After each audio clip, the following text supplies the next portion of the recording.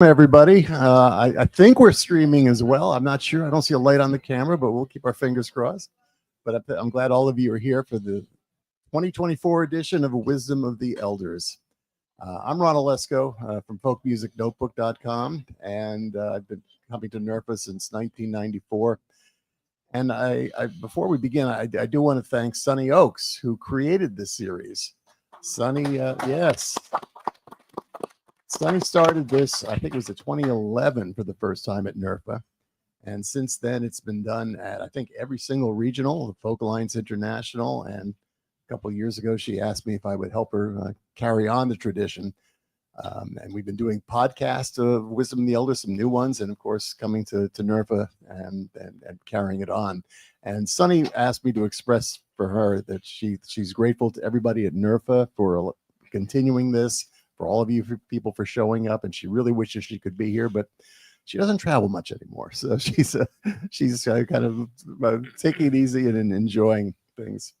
Well, I am so lucky though, because my co-host is another legend, Betsy Siggins, who is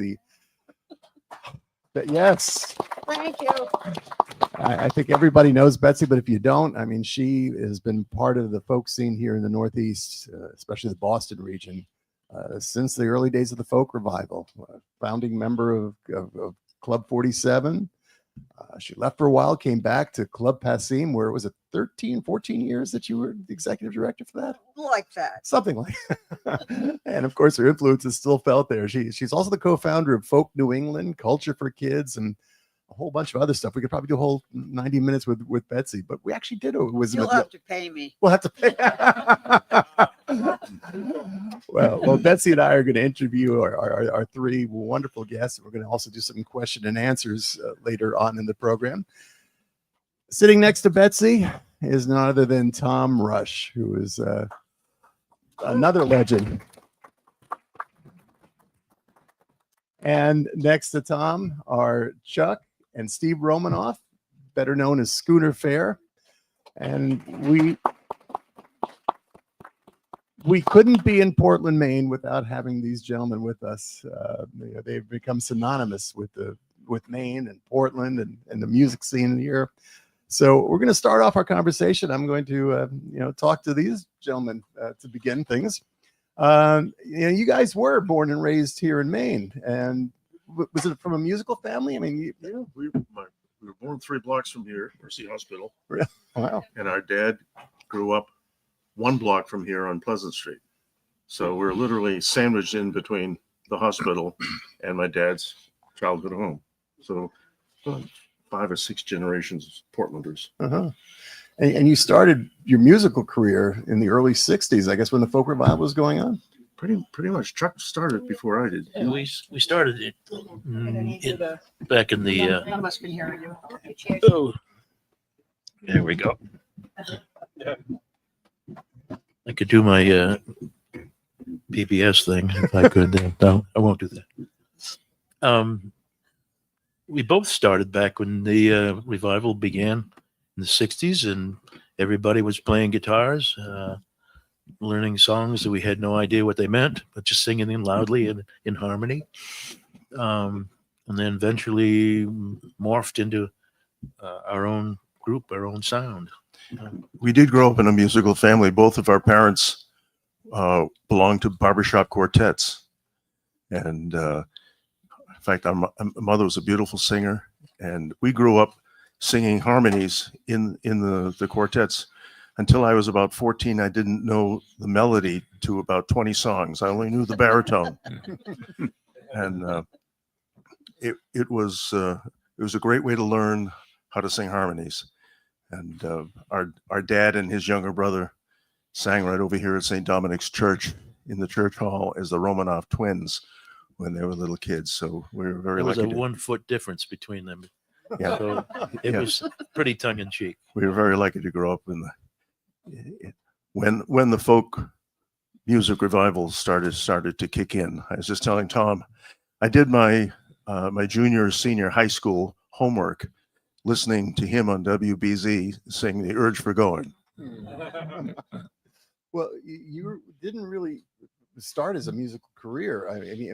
Music was always part of your life, but I understand, Steve, you went to you both went to the University of Maine, and Steve, you went to New York University. You got a Yeah, I'm a retired professor from U.S. University of Southern Maine here, so I always did the music concurrently when I was both in high school and throughout college. But in 1981, I left teaching completely to do Schooner Fair full time for about 12 years.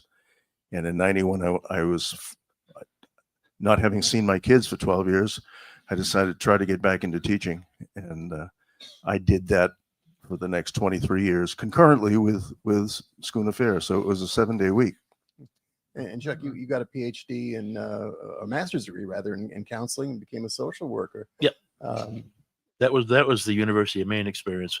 I did my bachelor's at a place called St. FX in Nova Scotia, St. Francis Xavier, and that's where my life changed, and I learned a lot about music I'd never heard before, and never looked back. I acquired a great repertoire that was just for fun, and it turned out to be something that was new and different in this region, and so it caught on, and we became sort of a groundbreaker in Celtic folk music. Yeah. Well, you should also mention that your trio, the Cavaliers from St. FX, won the maritime-wide competition as the best folk trio in what, like 1964, 65? 64, yeah. It was called the Maine Maritime Hootenanny Championship. There you go.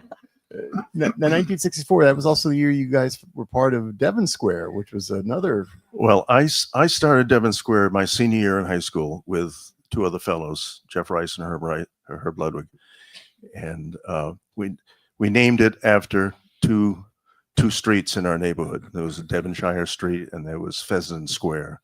So we just pull those two together. It sounded like a nice name because it was a hit on the radio at the time called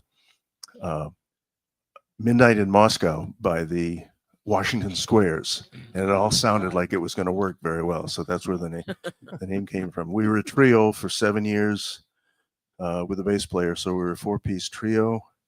And then, and then in 71, one of the members quit. Chuck was back from the Army. He joined us, as did two others, and we dropped the trio name and just were Devon Square for the next 4 years until we decided to break off and start Schooner Fair in 75. Now, Tom Rowe also joined Devon Square. Did you guys know each other? He was our last bass player. No, Yeah. we actually had to audition him up in Lewiston, Auburn, and he was a brilliant musician and great singer who had an amazing range. He could sing very low. He had just a great stratospheric tenor, and he could play anything. And he was our bass player, and he was formally trained. So, He was the only really musician in that Yeah, group. we would- He could read, he could write. We could just kind of listen. I would play a chord, and he would say, "Well, that's not a chord." I said, "What do you mean? It's not a chord." I said, "Why? Because you can't name it? It's a chord. That's what did people do before they could read music?" Anyway, we were partners for 28 years. We lost Tom 20 years ago. And but you still carry on as a duo. Running around the stage trying to sound like three guys. Yeah. That's it. We have a lot of delusions. Yeah, but we did continue on.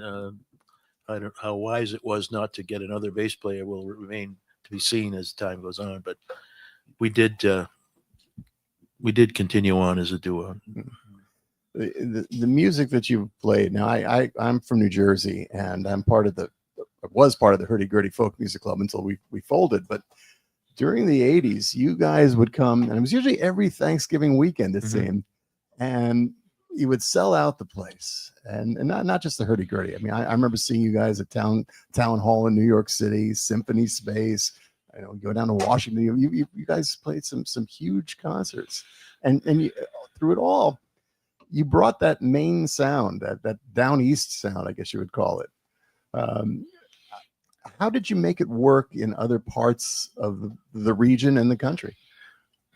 Sometimes it didn't.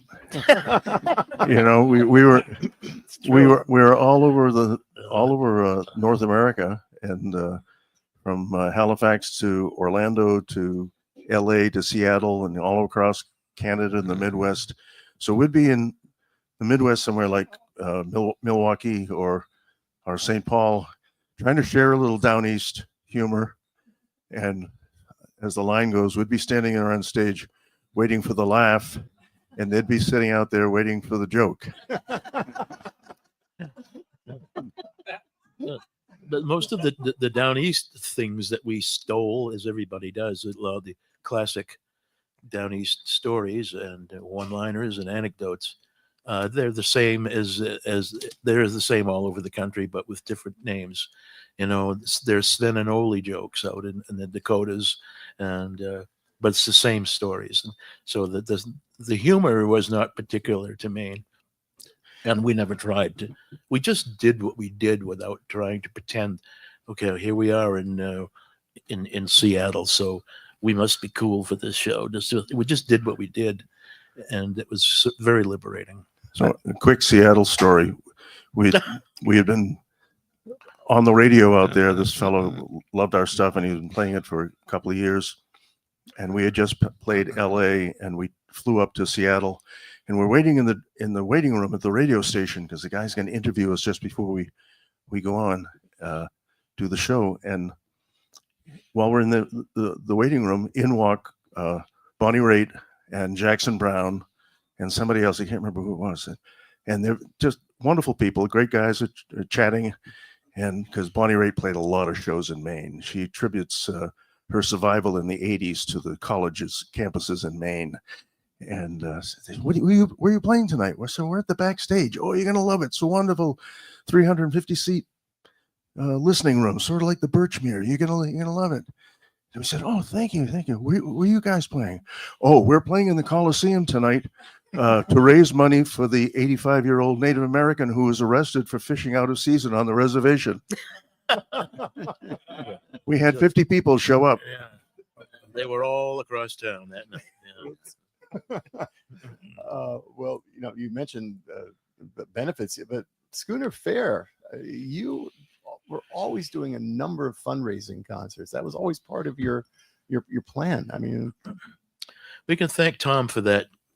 Our late Tom Rowe. He said to us one day, we always get these calls from this one place or another saying, can you do a concert?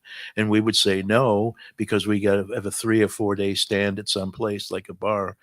And so we can't do that. And he said, why don't we just do that instead of the going to the 4-nighter at the bar? And it'll be more fun. We'll make at least as much money, and we'll have a whole new direction. And we wound up doing that plan, and we came up with a formula for sharing the revenues that worked for everybody and never looked back. It's commendable, but I wish more artists would do that as well. So thank you for all that you've done. I was doing some research for this, and I came across a video. I think, Steve, you may have even posted it on Facebook. It was from an old CBS Sunday morning show where they did a piece on all of you. I think it was Charles Osgood that did this. He did Charles Osgood did the voiceover, but it began with Charles Kuralt, which was hilarious. He's sitting there saying, "And now Schooner Fair." Folk music is back, or whatever, something like that. So they followed us for about a year and a half, all over Maine.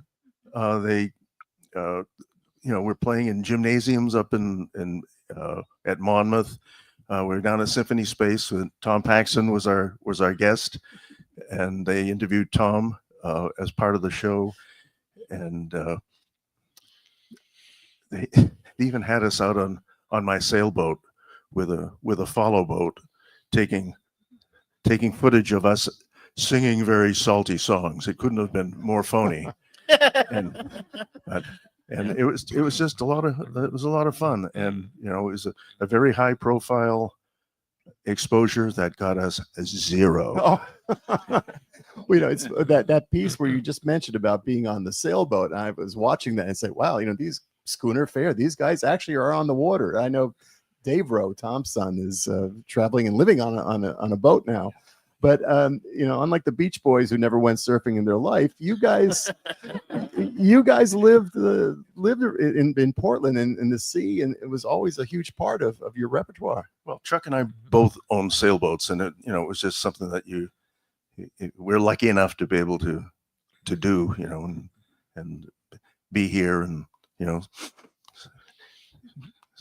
smell everything, and when we're out in the Midwest, it's great to be here where you can smell the salt substitute in the air. But in that also in that piece, you see the connection with the main audiences, and playing for a hometown crowd as you still do. I know you don't really travel anymore outside of Maine, but you've still got that following here. Well, a lot of people are when they think about their home, they always look at they're not as connected, but yet you seem to be able to bring that out in people, their love for this music, their love for this area. Songs like Portland Town that you've written. I think our love for Maine is so genuine that it was unquestioned. It was infectious, and a lot of people have moved to Maine. I cannot take, don't hold us to this, but people have actually moved to Maine because of our music. Some have stayed, some have not, but it's been that much of an attraction. The music, the attitude, sometimes even humor. Say, oh, everybody must be like these guys. Well, no, we're not even like these guys. But I think that the authenticity has been pretty reliable. But we are not shanty singers.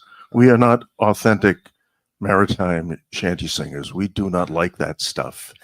It is unsingable. Right. In fact, we took a wonderful old shanty from the Civil War called Roll Alabama, and we learned it from a great old folk singer up the coast, and we made it into a singable song, which became easy for us to sing and encourage the audience to sing. But because we were, especially I went to college down here, and in the mid 60s and the late 60s, because of all the political foment that was going on, the songs that I was listening to had a lot of social import, and that always stuck with me. So my original songs have varied from something salty and nostalgic like Portland Town to Don't Stop to Rest, which I wrote in memory of Phil Oakes upon learning of his passing. And people say, why don't you write a song about what's going on right now? And I say, I did. It's called Don't Stop to Rest. Before we turn this over to Betsy and Tom, I do want to read this quote that I found from the old Boston Globe and get your take on it. When describing Schooner Fair, the Boston Globe wrote, "Schooner Fair, balancing sturdy 3-part harmonies with stand-up 3-part comedy, proved to be everything the old Kingston trio should have been, but never was. They're entertaining and infectious without feeling unduly rote or slick, or wearing matching shirts." Thank you, Boston Globe. Yeah. That the style that you did build with as a trio, was there any conscious decision on how it is going to be formed so you didn't sound like the Kingston trio? No, we were influenced by the Kingston trio greatly, by the Limelighters, by the Terriers. Maybe mostly the Smothers Brothers. Yeah. I mean, we wanted to have fun. We insisted upon having fun and not being a knockoff group and sounding like a bunch of choir boys, just to open up your throats like the Clancys did, and sing whatever you like, and hope people like it. Yeah. No, we did not want to. We absolutely took a leaf from the Limelighters and those folks that were huge fans of theirs. but you made it your own, and it's still, you're still both loved for this. And I know in Maine you guys still perform on occasion and record occasionally too. So we hope to hear a lot more from you in the future. Thank you. Thanks. Thank you, Ron. And now I'd like, yes, fair. And now Betsy is going to have a conversation with an old friend. A very old friend. What? What? Oh, God. Speak up. It's going to be like that. I think I met Tom in 1961 or two. You'll correct me, won't you? I don't dare. Well, that's a good thing. And anyway, the original Club 47 was on Mount Auburn Street in Cambridge, and it was right across the street from the Harvard dormitories, which is how Tom used to roll out of bed and roll into the Club 47, pretending that he'd gone to school.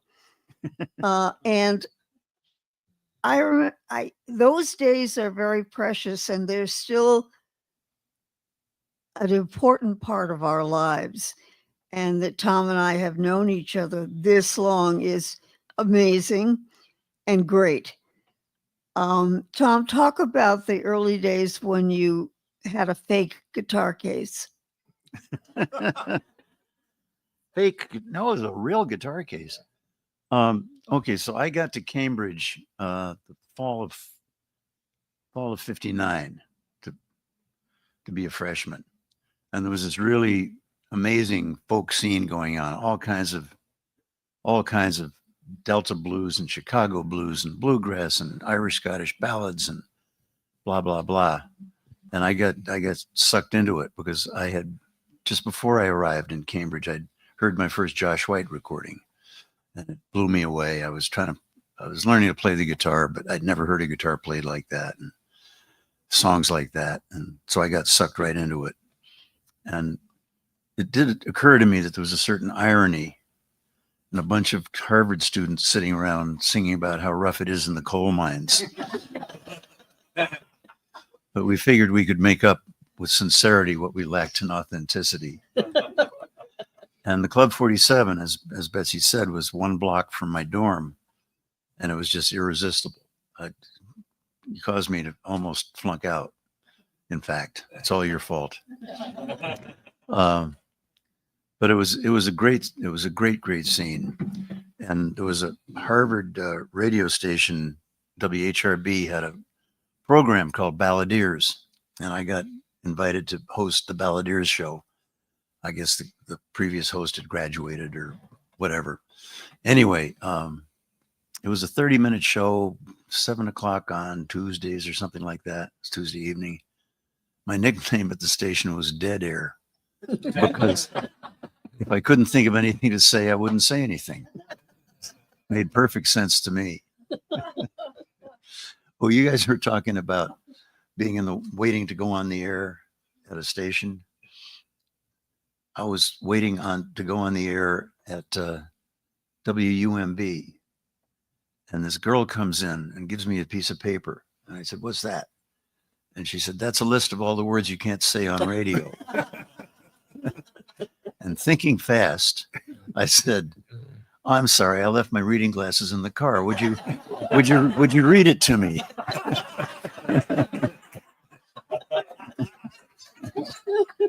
And she got all red in the face and left the room, and I didn't hear anything more about it. Anyway, back to Balladeers. I had to go and recruit guests. It was a show, kind of like, a little bit actually like a video show I'm doing now called Rockport Sundays. Go to tomrush.com and check it out. But anyway, it was me and a guest, and I would do a song or two, but the guest would do most of it. And I had to go to the Hootenannies, the open mics, and recruit guests. And I discovered that I could get in for free if I had a guitar with me. And then I learned that I could actually get in for free if I had a guitar case with me. So I'd put a 6-pack in the guitar case and head off to the Hootenanny. And I got caught at the Golden Vanity one night. Carl Bowers said, "Hey, kid, you got in for nothing. Get on stage."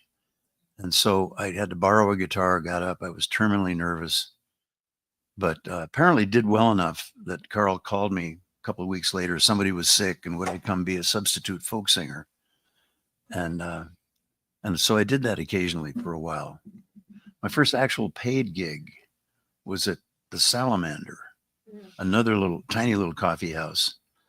And my friend Johnny Pankin, flamenco guitar player, had been playing there on a regular basis, but he wanted to go to Spain and live with the gypsies and learn how to play the way they did. Of course, it wouldn't have anything to do with them, but he didn't know that at the time.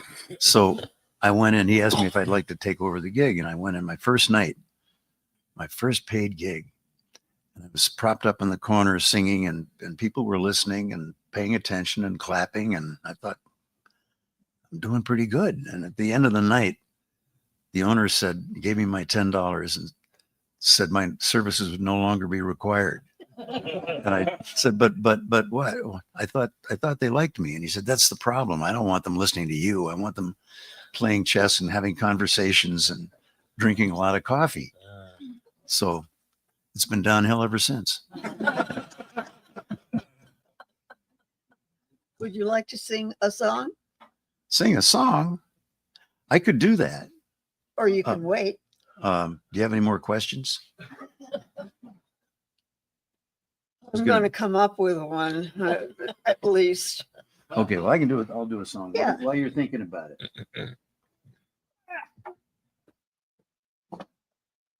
Take me a second to get set up.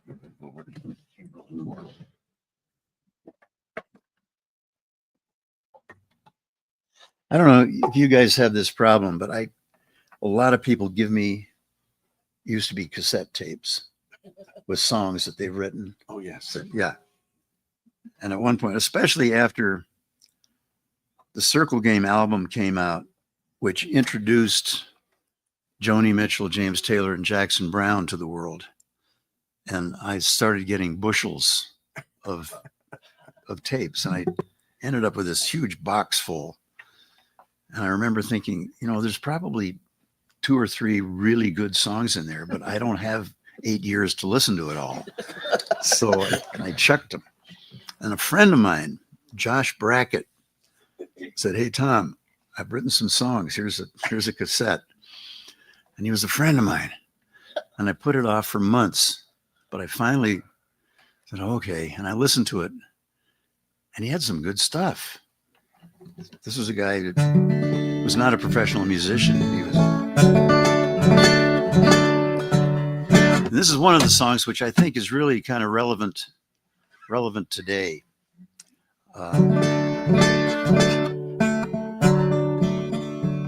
I'll tell you what's wrong with America. Okay, I'll start again. I'll tell you what's wrong with America. I'll tell you why times are so tough. The poor have too much money and the rich don't have enough. I saw it on TV. A man came on the screen. He looked real cute in his new blue suit. He had the friendliest smile I've ever seen. He said, I speak to you tonight from the bottom of my heart. It's a brand new day in the USA, and we all gotta do our part. And I'll tell you what's wrong with America. I'll tell you why times are so tough. The poor have too much money, and the rich don't have enough. So I ask you, if you're poor, call this 800 number today. Make a pledge to help the rich. Use your MasterCard or Visa to pay, and we all gotta get on board for the transfer of wealth from the homeless and the welfare moms to buy that B-2 Stealth. Oh, I'll tell you what's wrong with America. I'll tell you why times are so tough. Times are tough. The poor have too much money, and the rich don't have enough. So we'll cut the programs out, downsize the companies, Roll up that safety net, send the best jobs overseas. And as I look down the road, I see America standing tall, when the poor all have nothing and the rich they have it all. Everybody, I'll tell you what's wrong with America. I'll tell you why times are so tough. Times are tough. The poor have too much money and the rich don't have enough. Yes, the poor have too much money and the rich don't have enough.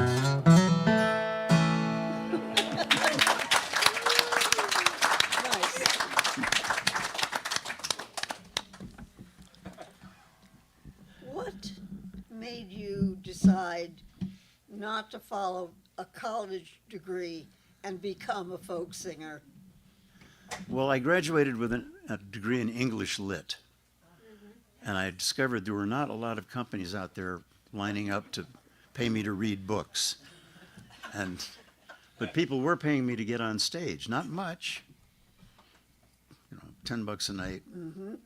But it was better than nothing. So I figured, well, I'll keep doing this until I figure out what I'm going to do. And I'm still right there. I'm trying to figure out, what am I going to do when I grow up? I'm paid to have fun. And I think you alluded to that too. How many of you guys are performers? Yeah. Our job is to have fun. And we get paid for it. Doesn't get much better than that. Right. This is what I just recently figured out, that 2024 is my 63rd annual farewell tour. And as I approach the halfway point in my career, Yeah. blah, blah, blah. No, I see people keep saying, well, why aren't you retiring? Why would I do that? I'm having fun. Yep. I don't like the travel. The travel is the hard part. I've been in the past few months to California, Arizona, Ontario, North Carolina. The travel wears me down, but I love doing the shows. Talk about your legacy, and like, how many albums have you made? I don't know. You really don't? I really don't. I mean, do you count the compilations? Do you count the compilations? I don't count, but so I don't know. I've just made a new one. I've got a new one that's been out for a few months that I honestly do think is my best yet. Yep. It's got some good stuff on it. Mostly, I wrote all the songs. They're mostly reasonably recent. There's one that goes back probably 53 years. The only recording of it was a scratchy air check done for a radio show, an interview in Philadelphia with a guy named Gene Shea. Yeah. And I sang this song for Gene on his radio show.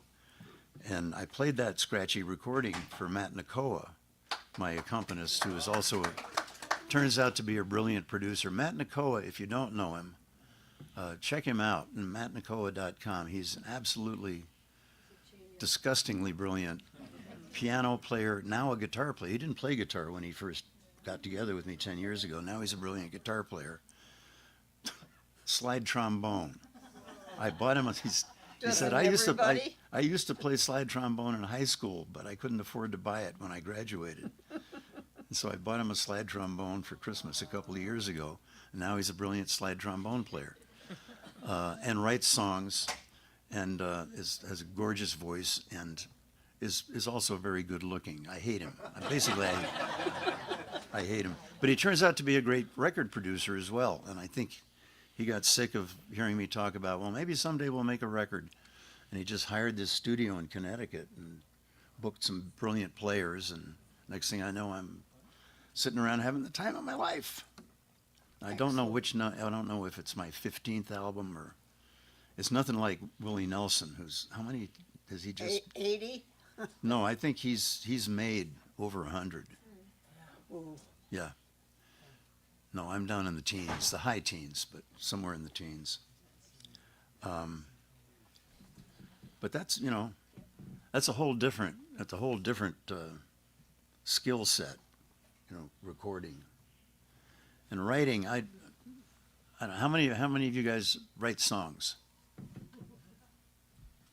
It's an interesting project. For me, I can't remember writing the songs. They come floating through the room, and I think my job is to try to catch them before they float away again, but I really don't remember the writing process. The one that I do remember, I wrote a song called No Regrets, which is the one that's been recorded by a lot of other artists. And it's about the end of a long love affair. And I actually wrote that when I had there was a girl that I was enamored with, and she flew up from New York to visit me in Boston, Cambridge. And we spent the weekend together, and I'd never spent that much time with anybody before. And when I took her out to Logan Airport to fly back to New York, it felt strange walking away alone. And I went back to my apartment and made up this song about the end of a long love affair, which actually then came true. We had a long love affair and we split up with Jill. Yeah. Mm-hmm. Yeah, she's the girl standing behind me on the Circle Game album. So I do remember writing that one, but a lot of them I don't remember. And some of them take years, some of them take half an hour. And I think the half-hour ones actually turn out usually to be the better songs. If you think too hard, you start picking away at them and they deteriorate, in my experience. How about another song? Well, this one is kind of a goodbye song. Are we about done? No. No. We got time. No, we're You want not. to save that for the end? Save that for the very end before we say goodbye? Okay. Okay. I'll save it for the end. Okay. You want to open it up to questions? You have any Yeah. more? Yeah. Questions? Yeah. How about the audience? Folks? Anybody have any questions? Wanda. I don't have a question, but I have a statement for the Romanov twins. When my dad was terminally ill, Schooner Fair album served as his hospice. He listened to them over and over and over again, and I just want to thank you guys for being his source of solace when he was fighting a really bad cancer, and I want to thank you for that. And the other thing I want to thank you for is the song "We the People." That is such an awesome song, and you wrote it so long ago, and it's still relevant. And I think that more people need to listen to that song. But I just had to tell you that. Thank you very much. Thank you very much. I just want to add on to what Wanda was saying. You know, all three of you have written songs that have a life of their own. No Regrets, Portland Town. And you wrote Portland Town, Steve? It's got to have a certain feeling when you hear other people singing your work, good or bad. How do you react to that? Well, it got recorded after we did a show with a wonderful Irish trio at the Black Rose in Boston. It was the whole thing was filmed, and Patrick Duffy was the MC and everything. And this Irish group heard us do "We the People," which we refer to as Weeple, and we gave them the LP, and they went back to Dublin and recorded it, and it became a hit in Ireland. They did a beautiful job on it, and it was on the radio throughout Ireland, so it was an Irish song. And then it subsequently got recorded by half a dozen groups in Newfoundland, where they sing it at all the festivals as an old Newfie song. So that is the folk tradition, isn't it, Tom? That's what happens to your songs. If you have the temerity to write a traditional sounding song, you better step back and just let it go. Or get a good lawyer. Harry Fox. How about you, Tom, with some of the songs that you've written and others have recorded? How do you feel? Well, no regrets. There's been quite a variety. Emmylou Harris has a really pretty version. I think that's where Waylon Jennings got it. I just learned Harry Belafonte recorded it. I don't know where Olivia Newton-John got it, or Shirley Bassey. But there was a band in England, the Walker Brothers, had a huge hit with it. Put my first two kids through college. But off of that huge hit, there were a bunch of other covers, including a heavy metal version that was so ponderous, the guy could only get 2 verses into an 8-minute cut. And there was a hip-hop version that I did not recognize when somebody played it for me. Why do I have to listen to this? It's no regrets, Tom. Oh, it was a hit. I won't complain. And then this band from Ireland, you something. There was an extra. Oh, and I read an interview with Bono, where the interviewer said, "So you covered No Regrets," and Bono's response was, "Oh yeah, that's Scott Walker. He's a genius." I said, "Excuse me, over here." You gotta tell your story from Quebec. Quebec. It's a quick one. My wife and I were coming back from a trip to the Maritime provinces, and our final night was on Campobello, and we had dinner in this beautiful lodge, and there were a couple of folk singers in the lodge, and it turned out to be an uncle and a nephew. They were both lobstermen, 2 big guys, but they played pretty well and they sounded pretty good. And there weren't many people in the dining room, so we had had a couple of glasses of wine, and I felt entitled to ask for a request. I said, "Do you do any David Mallet?" And they said, "Sure." And they started off, "I see the light across the bay." And my wife said, she stood up and said, No, he wrote that." "Who's he?" And it went on from there. And I got up and I sang Portland Town with them. Oh, that's great. Any other questions? Oh, I see a hand. Robin. Robin. So, suppose you're at the Philly Folk Festival, it's the middle of the night, and you have 30 people naked in the hotel pool, all chanting, "It's okay, we're with Tom Rush." My question is, should you save it for your memoirs or put it on your resume? That had to be Robin Bateau. The great Rob. I remember that at the Philly Fest, trying to get to sleep one night, and there was all this noise out in the hall. I opened the door, and Robin is out there stark naked and trying to meet girls. And his pickup line is, "Hi, I'm a pull toy."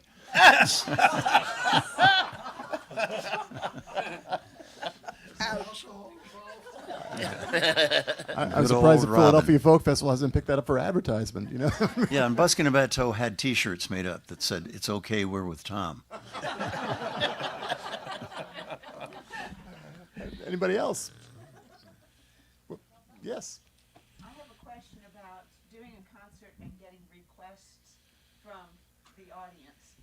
How do you feel about that, and what are some things that have happened in regard to somebody requesting a song? But how do you feel about songs that people request? Tom, why don't you take that first? Well, Other songs? I'll let these youngsters answer next, but I'm if I can remember the song, I'm up for giving it a try. But the problem with this being my 63rd annual farewell tour is that I've got dozens of songs that I haven't done for decades, and so I will politely decline if I think I'm going to butcher the song. Do you gauge how much impact a song has had by how often it's requested? Or are those the songs you do anyway?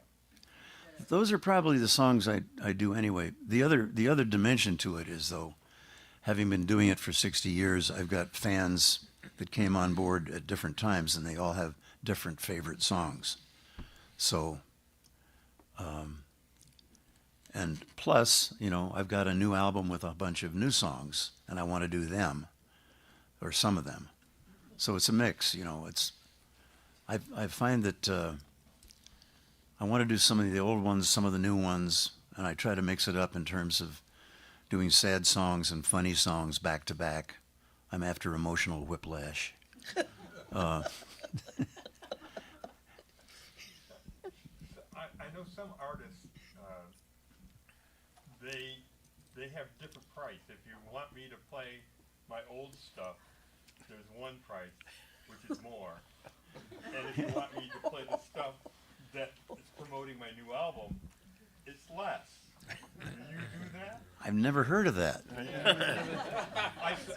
We saw Todd Rundgren, and that was the case. You know, everybody was complaining that he wasn't playing his hits. And I found out that that's why, because they got the cheaper rate. I'd never heard that before. That's fascinating. Well, Take note of that. I actually, I think the new, Sounds like an idea for you, though. Huh? well, the new frontier for me is I just recently did my first retirement home gig. There's a lot to be said for retirement homes. They don't care about if it's Monday or if it's Saturday. That's right. The show was at 3 p.m. I got well paid, Yeah. and they don't advertise, Right. and they're not trying to make money selling tickets. They want to spend money. I'm there to help. Audience. You have a captive audience. Yeah. And I got a standing ovation from those who are capable of standing. This could be the future, you know? Oh yeah. Plus you could He's got a question. do a whole bunch of them, you know. There's like 16 of them within driving distance of my house. Yeah. Very little travel. Yeah. Before we get to the next question, I was going to ask Schooner Fair. About the request Yeah, piece? about requests, yeah. We usually, it was our custom to leave here I could lean forward a little, a spot in each set of a question mark of, you know, where, let's leave this open, you know, in case somebody asks for something. And it was very common to be able to plug something in from an audience request. And if it didn't, then we were free to fill it ourselves. But yeah, it was rough though if you had a really tight set planned, and then, you know, your favorite person that you haven't seen from Duluth is there, you know, and they want to hear such and such because they brought their aunt with. You can't say no, so you wind up having either bumping something or running a little bit long. One of the great features of folk music, of course, is that not everybody knows the words, and if it's a spontaneous answer to a request, you can literally be one word ahead while you're singing it, and my technique is to just be very zen, and just think, please God, let me think of what the next line is while I'm singing this request, because I have no idea where I am in the song. And but another great feature is that you can just make up the words, because it is part of the folk process, and people are very forgiving. You have a question? I was curious, and this could be for any of you, but who have you been your favorite artists to collaborate with over the years? Well, I would have to say Matt Nicola has been a real treat to work with. And he's a great accompanist and turns out a great record producer too. We haven't done a lot of collaborating, actually. I mean, Steve spent some time with Fred Kohler years ago, but I think that was an exception. But we've split the bill with hundreds of different people. But as far, you know, there's a different kind of collaboration when you're on stage. You do your own set, and then at the end of the show, you do a collaboration with whoever else is on the bill with you. And we've been blessed to be able to do it with everybody from Tommy Makem and Liam Clancy to the Limelighters, the Kingston Trio, Tom Paxton. You know, our heroes wonderfully have have become our friends. And that's just a tremendous gift to us in this particular medium. Neil, you had a question? Yeah, for all of you. Tom, Matt has often said to me how much he's learned from you, not only about the performance side of it, but the business side of things, and little gems like as soon as a line starts to form, someone's selling your merchandise, you go over there because you do not want to hold up the line of people buying while you're signing it. He said you're thinking about doing a book, and I think there would be a market for that, for all of you to think about what have you learned on the road that you don't think about. I've actually got a book in the works. Unfortunately, I have 4 books in the works, which is probably why none of them are making any progress. But the one that addresses your question would be called, I think it was the working title is Roadmap, Why You Probably Don't Want to Be a Traveling Musician. Explaining stuff like that, how to do a sound check, how to relate to band members, and how to book a hotel room so you can cancel it if you need to. Little tricks of the trade. He now travels with 2 guitars in 1 case. Yeah, You talk of that. yeah. Speaking of sound checks, the first sound check that we ever went to by a professional was yours, Tom, right here in Portland. City And Hall Auditorium. City Hall Auditorium. Maryland. And I believe Buskin and Bateau were on the bill with you. Is that possible? Yeah. In Portland.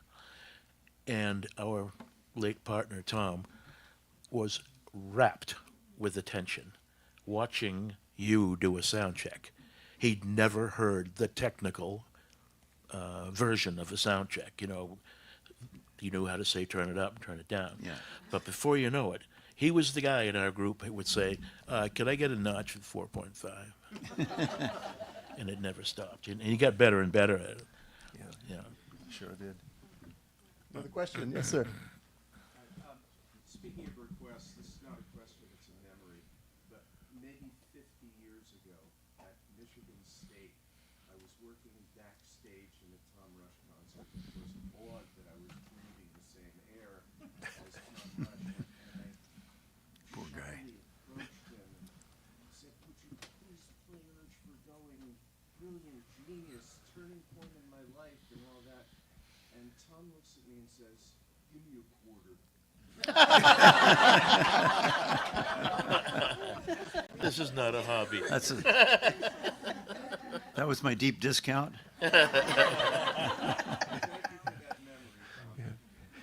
People ask us often, are you going to write a book? You guys should write a book.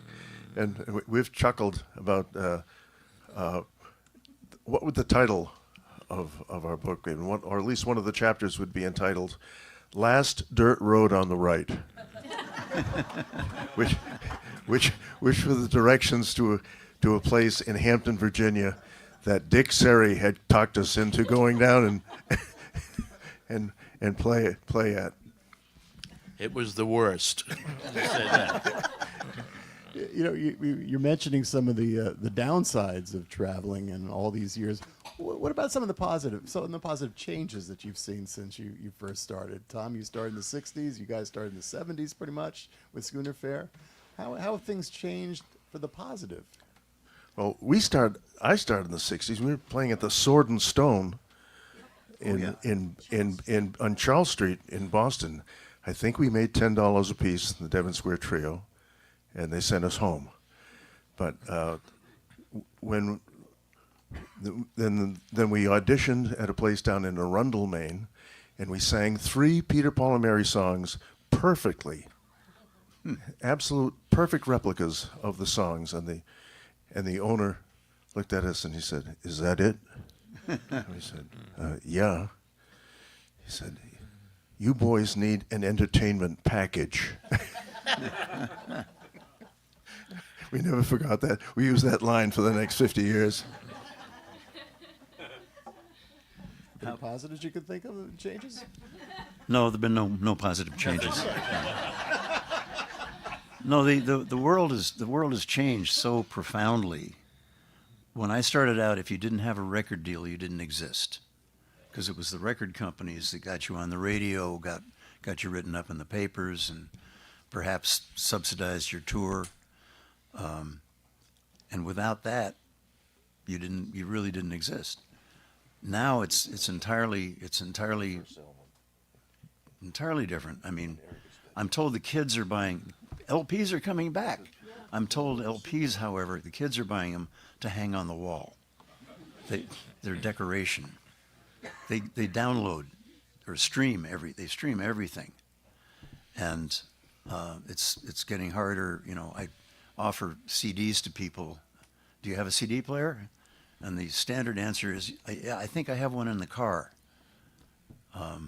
It's getting harder and harder to sell physical merchandise. And the streaming is all lovely, but how much do you think I should get paid if 1,000 people stream one of my songs on Spotify? I think it should be more than 25 cents. It's really hard, and especially for somebody who's just a songwriter. You can't make a living being just a songwriter anymore. The rationale is, well, if a lot of people stream your stuff, then they're going to come to your shows. And that's, on stage is where I've always made my living. So that's not news to me, but if you're just a songwriter, you're pretty much out of business. But that's okay, because AI is going to write all the songs pretty soon. That's right. Yeah, With no ill effects. yeah. And no royalties. All right. Any more questions? Yep. I saw you at a house concert at a friend of mine's once. And do you like the small venues or bigger venues when you perform? Well, I do. I've done a bunch of private shows, and they can be challenging. They can be delightful. I remember I did one in Florida. I called up. I'd like to talk to the people ahead of time because I want to, deliver what they're looking for. And I said, well, you're going to need a little sound system. And he said, really? And I said, well, yeah. How many people are we going to have? And he said, well, it's going to be just me and my wife. And I'm sitting in their living room. I'm like a human jukebox. That was uncomfortable. But some of them are great. I did a private Zoom concert for somebody. Whoa. Which didn't go well because I don't know how to do music on Zoom. But we figured it out. It all worked out. It all worked out well.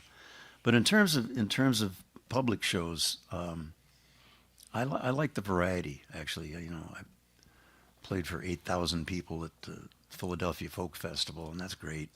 And I've played probably 2 is too little, not enough there. But some small rooms. I'll be playing here in town at One Longfellow Square in a couple of weeks, and I don't know what the capacity is there. It's a couple of hundred, but that's great. I like them all. I like to relate to people, in the audience. That's my advice to the performers here. The audience doesn't want perfection; they want connection. And which is good news for me because perfection has never been within reach. And one of the advantages of being a legacy performer is that the audience has very low expectations. They just want to see if you can be vertical and get through the songs. And if you do better than that, they are thrilled, just like you are. Yeah. More questions? My family has a real growing connection with Peaks Island, and I wondered if you had any places you love to sail when we come up here and explore in the summer. Well, we sail Casco Bay. I really don't leave Casco Bay. It's an incredible place to be on a boat because there are all the islands, there are places to see, places to stop, and it's why it's always one of the top 10 cruising grounds that are voted for in the sailing magazines and so on. But Peaks Island, is part of Portland, and we've been going there since we were 6 years old, and so I think this July will be something like our 40th annual out there. And the people come to out of habit. They're not sure why they go anymore. They just show up. But yeah, it's special. Yes. Which song did you write that you had low expectations for, but that became an audience favorite?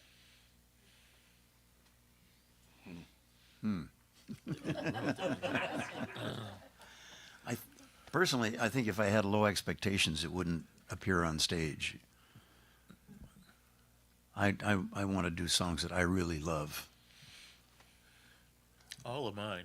Now, mind you, yeah, Steve has a songbook. I have a song brochure. I've written three, and two of them are in regular rotation. So I never expected that. I agree with Tom. You know, that songs are like children. You know, they're very personal, and even the silly ones, like one that I wrote after we sold out Town Hall on Broadway, and had hired a publicist and everything, and we made all the papers except that one big paper that square is named after, and I asked the publicist, why didn't we get reviewed by the New York Times? He said, well, you know, I asked the same question of Stephen Holden, who is the arts director of the New York Times. He said, oh, I know about Schooner Fair. I know they've done, you know, half a dozen albums and so forth. You know. But they're not on the cutting edge of folk. And so we were thinking about that, like cutting edge of oatmeal, like the cutting edge of, you know, cookies. So I wrote a song that became the title song of a CD. It's called For the Times. and the chorus is, I'm too funky for the folkies and too folky for the times.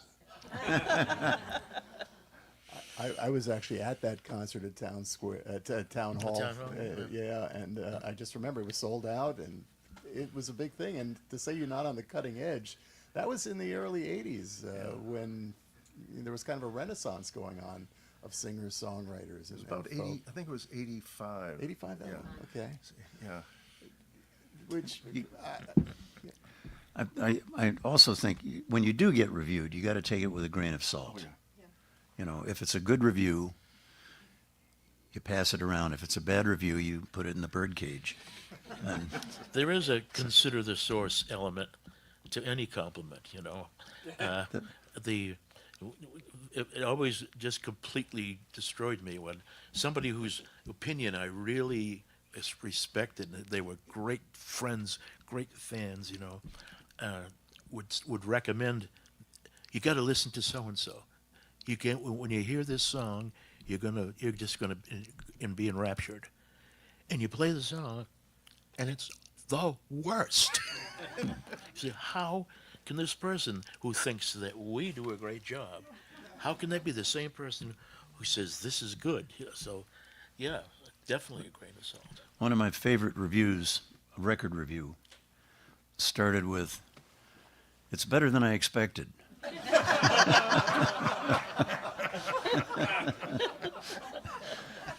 That ends up in the bottom of the birdcage right away. But one of my early lessons in showbiz, I did a show. It wasn't Symphony Hall. It was, what's the next step down in Boston? Jordan Hall. It was a Jordan Hall show. I got reviewed by the Globe, the Herald, and some other publication, and they couldn't agree on what I was wearing. So I learned you got to take that. I'll take that with a grain of salt. Could have been the lighting. You never know. Yeah, right. Any more questions? Yes. This question is for Betsy, and I just came from the workshop on with the folk collective. I can't hear her at all. Wonderful, not so new babies that bring a year plus old by Club Hassim, where they're really looking and fostering inclusivity and diversity, which are big words for all of us at this point. And I just wonder, as you've seen Club Hassim move through different phases, are there anything that you can take away or share with us about changes and, you know, things that worked in terms of just being open to change and how we receive that as a folk? Lisa was asking about Club Passim and the changes in diversity and other things that you have seen that have been a positive change. Is that basically the question, Lisa? Absolutely. their devotion to diversity has grown, and they have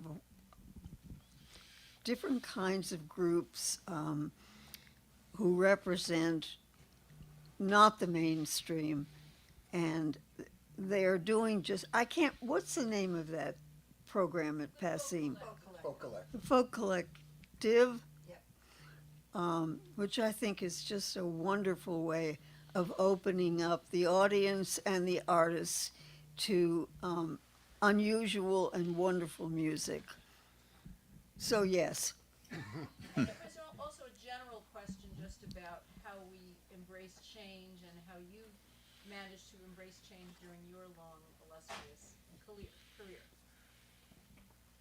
How have you embraced change personally throughout your career?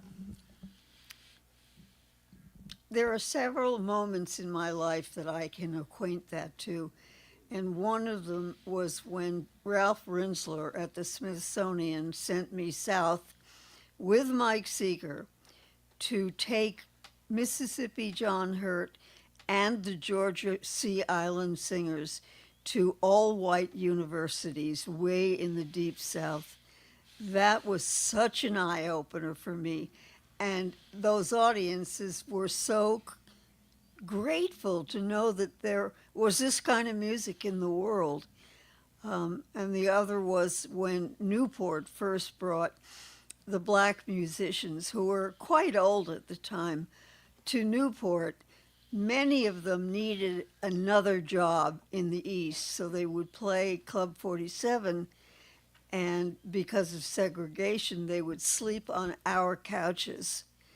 And it gave me not only humbling, but infuriating reactions to the world at that time. Absolutely. The whole, and this is for all of you. Eat the mic. Eat the mic. Eat the mic. Okay. I'm a radio guy. You figure I would know this by now. Well, all of you have been in part of this folk music scene since the 60s and earlier. But as you were saying, Betsy, there have been so many changes, and it's for the positive, more diversity. But it's also changed what people define as folk music. And since you're all kind of associated with folk music, do you find it harder to find audiences or build audiences? This is why I'm a singer-songwriter, not a folk singer. Okay. We get paid better. Well, yeah. It's like the great late Danny Doyle. I won't quote him directly because we'll get shut down. But with your permission.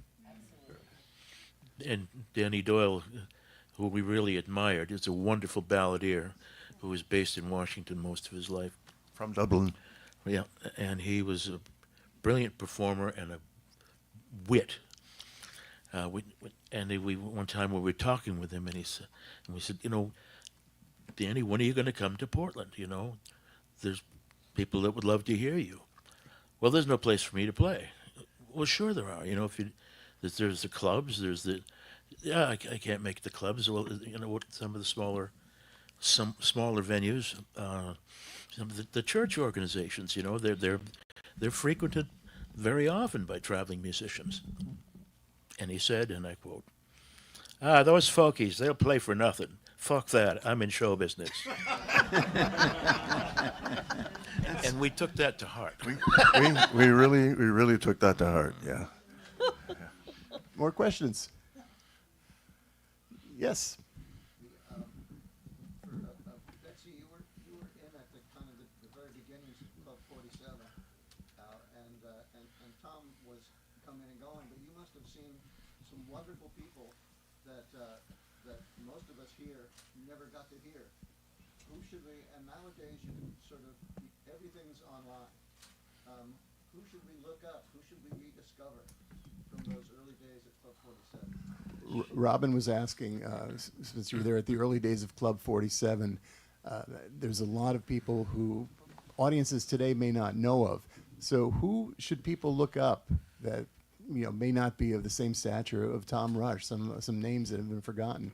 Who are some of the other individuals that you think are important for people to learn about? And this goes to all of you. Well, Rihanna Giddens. No, but from the early days of Oh, Club 47. Okay. Eric von Schmidt. Mm-hmm. Yeah. I hear one hand clapping. Well, they're going to learn. They're going to go back and look them up.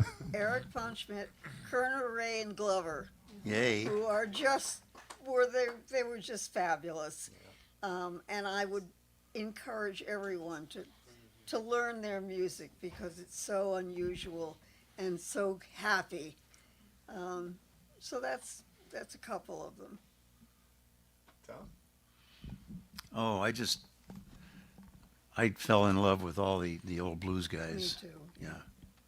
Partly because I was an English major. And what these guys I did to noticed. syntax was just dazzling. But also they were cool, and I was an English major. Anyone in particular that you would recommend? Oh, Sleepy John, Estes? Book of White. Book of White, San Francisco Bay Blues, Jesse Fuller. Jesse Fuller. Yeah. Roosevelt Sykes. Mm-hmm. Roosevelt Sykes. Roosevelt Sykes. I'm not sure I ever saw him at the Club 47, but I'm not either. yeah. Well, Jackie Washington was around for a long time back in the old days, and I would also encourage you to learn about his music and his struggles. Right. They're important. My goal in life early on, Jackie would sell out the Club 47 every time he played there, and my goal was to be able to sell more tickets than Jackie Washington. How'd you do? It took me a while. And by the way, Jackie Washington, or Jackie Landrone, as he's now known, was a guest on Wisdom of the Elders a few years ago. You can look it up on YouTube. It was such a moving experience listening to him that day. Steve, how about you? Some artists that you would recommend? Well, certainly Tommy Makem. And a lot of that has to do with the fact that when Chuck came home from college with this wonderful Celtic repertoire, and I realized that all the stuff that had been recorded by the American folk revival groups in Greenwich Village, they were getting their Peter, Paul, and Mary were getting their songs from that whole Celtic canon, and it just struck me as wonderfully ironic that Tommy Makem was living in New Hampshire, and we recorded our first album, Day of the Clipper, and years later, Tommy and Liam Clancy recorded that song, which of course made us an Irish group. And Liam said to me, "So Romanoff, what part of Ireland's your grandfather from?" And our answer has always been County Lithuania.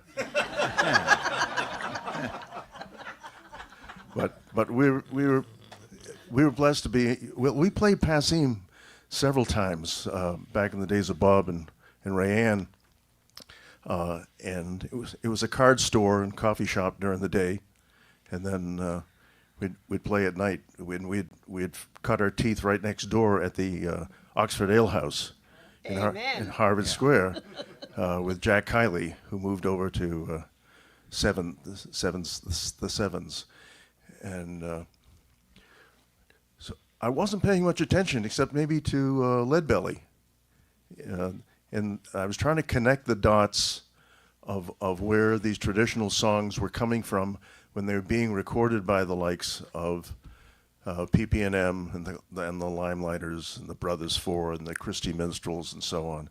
You know, they were dipping into that library that came from the years before, in Appalachia, largely. I would be remiss in not mentioning Maria Muldaur and Taj Mahal. Still going great guns. Maria just put out an album earlier this year. Beautiful. Chuck, anybody else you'd like to add to the list of people should look up? I've always had a warm spot in my heart for somebody who never played the Boston scene, or not to my knowledge anyway, and that was the late Ewan McCall, who wrote some magnificent songs, and I think he was underappreciated and under-celebrated. One of his best-known songs became a commercial for Oil of Olay. The first time ever I saw your face. That was his song. It was a love song before it was butchered. And Gordon Lightfoot had recorded that song. No, I'm still partial to people that crossed over. John Mayall. Sorry? John Mayall. Oh, John Mayall, yeah. But yeah, I never met him though. But I was a huge fan of him. Put in a good word for our friend and yours. I'm hoping somebody who's spanned all these decades, the next Dave Mallet, right here in Maine, who's he's up there in the top writer performers. And for those who don't know, Dave is currently struggling with cancer, but he's still performing. He was or will be at One Longfellow. He's right up there with my top 2 or 3 favorites, American singer-songwriters. Any other questions? Are we gonna hear the guys sing? We were going to get to that. That's why I'm asking other questions. Yes. What's the question? Oh, they're asking if you could sing, but Steve's got I don't know how much you want to. Yeah, I had carpal tunnel surgery recently, so I can't bar chords. But do you want to try molasses? Molasses? We can do a little bit. Well, we can try something. I don't know how far we'll get with it because we haven't done it in 100 years. But this is a song written by our former partner Tom Rowe, who loved history, and it's about the famous molasses tragedy in Boston. Is that what this is about? Because I'm just going to be starting from scratch here. Okay. Yeah. All right. Feel free to sing along. Oh, the African man cuts a sugar cane. Oh, molasses. He works in the sun, he works in the rain. Oh, molasses rum. Then he rolls it up on a wooden ship, then sends it off on a northern trip, singing, oh, molasses. Oh, molasses rum. Oh, molasses, oh, New England tea. Well, it killed my grandpa, killed my pa, and it sure as hell is a killing me. Singing, oh, molasses, oh, molasses rum. When they fought the war for the colonies, oh, molasses, they fought it over New England tea. That's oh, molasses rum. When old King George put a tax on it, the colonies nearly took a fit, singing, oh, molasses, oh, molasses rum, singing, oh, molasses, oh, New England tea. It killed my grandpa, killed my pa, and it sure as hell is a killing me. Singing, oh, molasses, oh, molasses rum. In the time of the 1917 war, oh, molasses, molasses sitting on the Boston shore. That's oh, molasses rum. They pumped it in at 12 degrees a long winter night in the Boston freeze, singing, oh, molasses, oh, molasses rum. In the morning it was 42. Oh, molasses, molasses that split clean in two. Oh, molasses rum. 2 million gallons covering the bay. 26 people drowned in the flood that day, singing, oh, molasses, oh, molasses rum, singing, oh, molasses, oh, New England tea. It killed my grandpa, killed my pa, and it sure as hell is a killing me. Singing, oh, molasses, oh, molasses rum. Now my grandpa, he died cutting cane. Oh, molasses. My pa, he died in the great brown rain Of oh, molasses rum. But I won't go in the pool of blood. No, I won't drown in the black slap flood. Still I'll go down to molasses. Oh, molasses rum. Singing, oh, molasses. Oh, New England tea, it killed my grandpa, killed my pa, and it sure as hell is a killing me. Singing, oh, molasses, oh, molasses, oh, molasses, oh, molasses rum.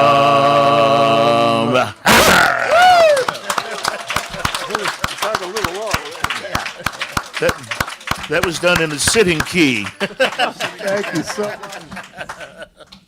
Thank you so much. That was great. Before we get to Tom for the last song, Sunny Oaks would kill me if I don't ask this because this was always her last question. What advice would you give to the youngsters? This is where you impart your wisdom of the elders. And I'm going to ask this to Betsy, too. I'm not here. Do your own show. Be grateful, and keep an eye out for anything that looks like luck. Because without the luck and the support and the hard work, you won't get anywhere. Don't wait to get a record offer. Build your act, build your following. Our first album came about as a request from our barfly friends who said they wanted us to cut a record so they could have a souvenir. So we cut it in Tom Rowe's daughter's bedroom on a 2-track, and it's still selling 48 years later. We had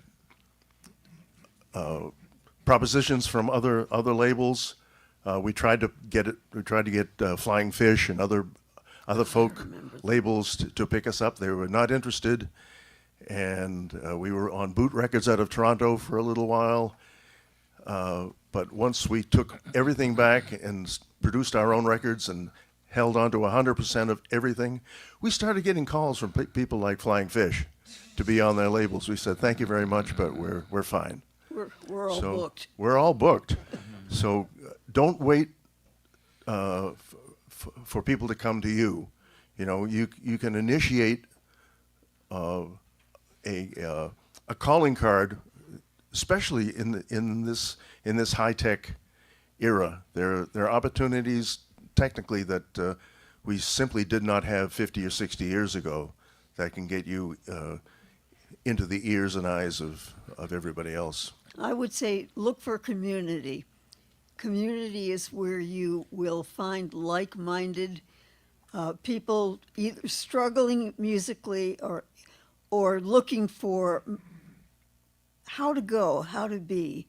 And it's this community that will pick you up and carry you to the next spot. Yeah. How about your wisdom? And then how about a song after that?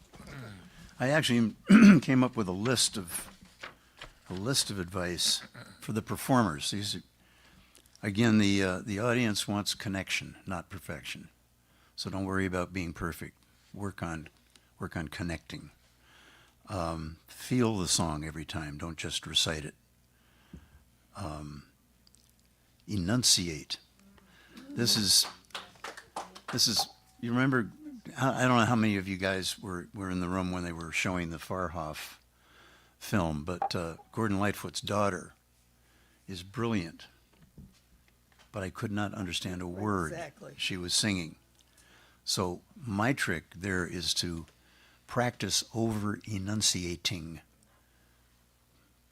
Put an R at the end of door and be over enunciate the song by yourself in the dressing room or at home 5 or 6 times, and then when you sing it, you'll still be over enunciating, but it won't sound that way. It'll just, people will be able to understand what you're singing.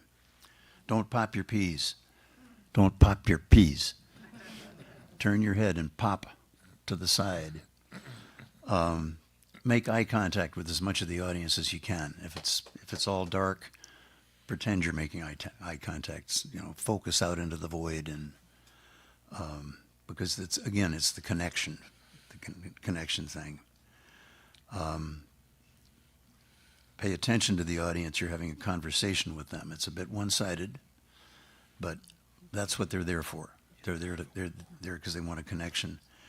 And again, I said earlier, but I mix it up as much as you can. You know, don't do 10 sad songs in a row. Go between funny and sad, and up tempo and down tempo, and change the key and keep it diverse. When I was at the Club 47, a lot of the artists there were kind of specialists. They, you know, bluegrass players, or Bob Jones did a lot of Woody Guthrie songs, and I sort of became a generalist. I'd pick a song from here and a song from there. It made it more interesting for me. And then telling stories in between the songs. I think of the songs as stories anyway, but I found that if I tell a story, it gets the audience engaged, and they're much more likely to like the song I'm about to do. And above all, have fun, because that's your job. Chuck had something else you wanted to ask?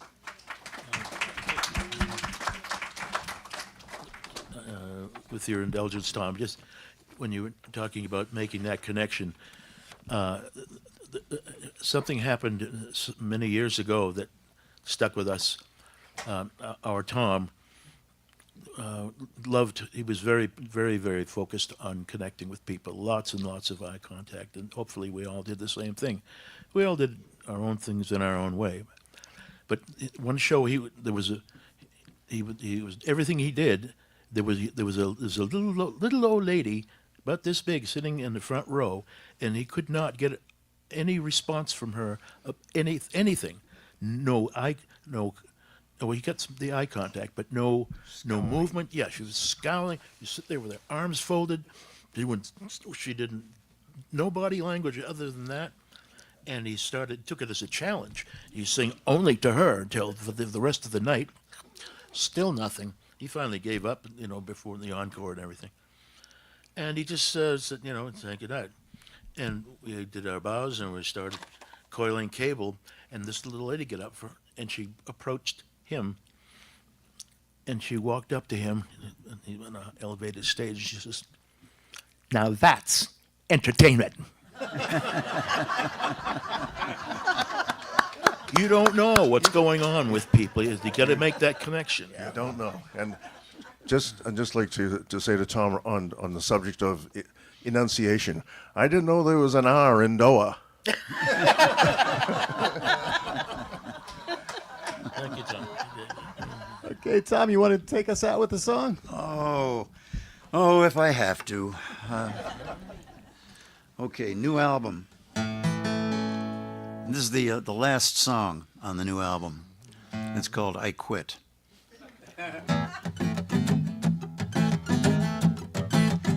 And it's very versatile. It could be a relationship, could be a job. That's it. I quit. I'm out of here, I'm gone. Out the door and down the road. I do believe I'm done. I'm done. I'm gone. And this is me waving bye-bye. This fire's gone out. The stove's stone cold, and I got fish to fry. I can't find the love, can't feel the thrill. If there's hell to pay, just send me the bill. I'm gone, I'm gone, I'm gone, gone, gone, gone, gone. That's it, I quit. I'm out of here just like that. I'm fresh out of reasons why I should take this crap. I think I'll slide on down the road. Won't be coming by no more. But don't be bothered, hey, don't get up. I can find the door. I can't find the love, can't feel the thrill.